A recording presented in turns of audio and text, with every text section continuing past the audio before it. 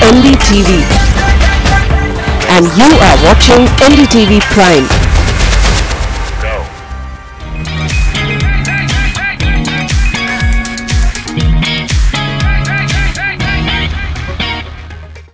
It's a brand new week and we're back with you on CNB Bazaar Buzz. I'm Siddharth Vinayak Patankar. Thanks for joining us. And first up, as always, we take a look at just what we have on today's program. The Jeep Compass passes with flying colors in its Euro NCAP crash test. Given what's happening around India, we tell you how to spot a flood-damaged car in the used car market. And it's a look at the smaller engine on the Jaguar F-Pace.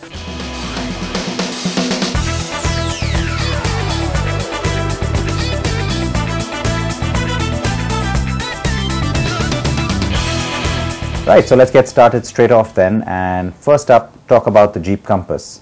Very popular car. It's already crossed 10,000 bookings here in India, and this month, September, is when Jeep will also begin deliveries of the petrol variants, remember.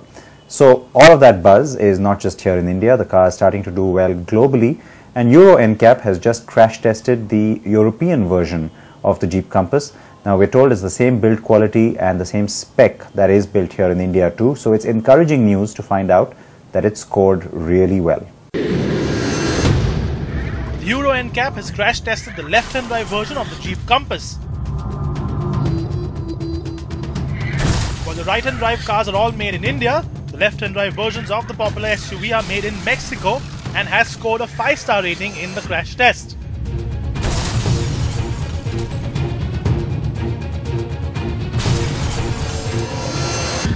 Jeep Compass scored a 90% score for adult occupant safety, whereas child occupant safety was given an 83% score. The Compass also scored 64% for pedestrian safety.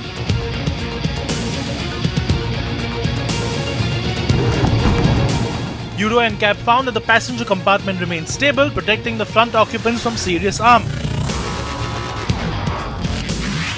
The result also showcased good protection for rear passengers with minimal impact to critical areas like the knees or the chest.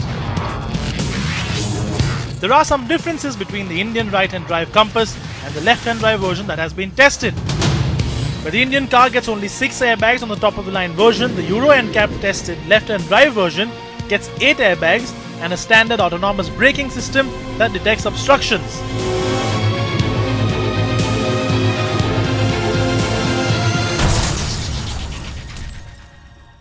So the Jeep Compass, now it does get a little more equipment on its European version, but like I said, in terms of structure and build quality, we're assured that it's the same car that's built here in India. So that 5-star rating, very good news.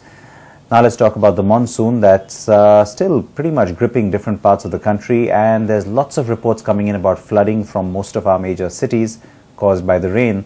Now, in that kind of scenario, you have lots of cars getting damaged, and while of course that damage can be fixed, it sometimes has long-term implications. So a lot of people like to offload those cars into the used car market right after this season.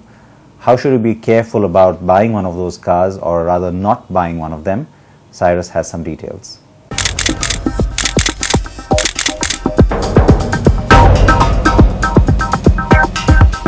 With the recent floods in cities like Mumbai and in several parts of the northeast affecting daily life, cars often end up taking quite the brunt. Driven through deep water or being submerged in standing water can cause a lot of damage to a car, and after every flood situation there is always a spurt in used refurbished cars coming up for sale.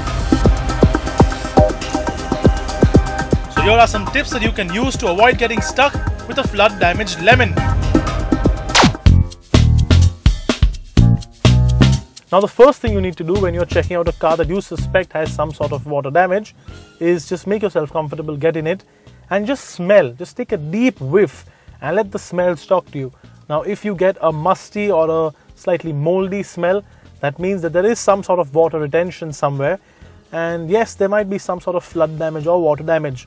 So the next step is really go and check those nooks and crannies, feel them, touch them. Another easy way to detect water leaking into a car are foggy windows. Especially on newer cars, the windows should never be foggy on the inside. If there is a layer of mist that forms on the window, it is a sure shot sign of water damage or water leakage into the cabin.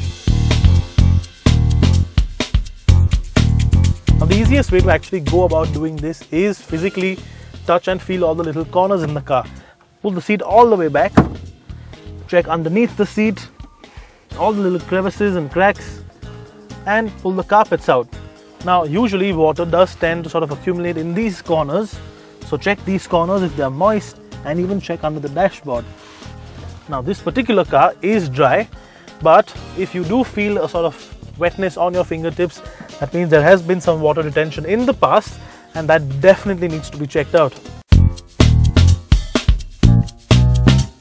A car with brand new seat covers installed just before the seller tries to sell it is often hiding a deadly secret. Ask for the covers to be taken off and the seats to be inspected in their original form. Often flood damaged cars have the seats and interior trim shampoo washed, and that can also leave it discolored or mismatched if done hastily.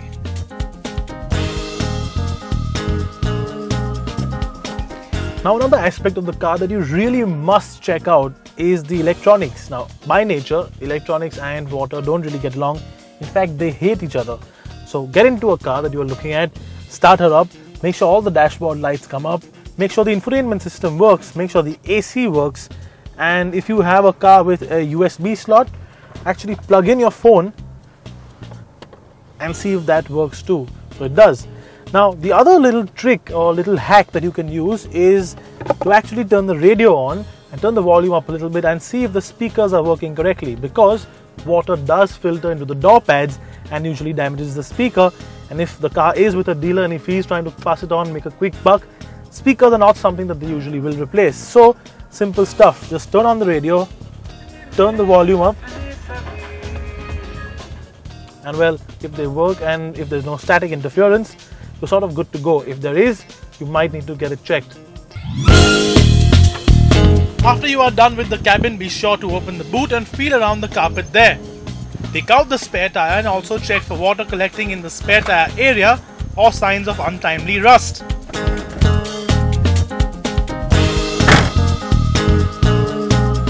And finally, make your way to the engine bay and check the oil. Oil level should be correct and the oil itself should have an even sheen. A brownish or chocolatey colored oil is a sure shot sign of water presence in the engine or a leaky head gasket, both of which are expensive to fix. Commercial break time here as always, folks, but as always we have more coming up. Please keep watching.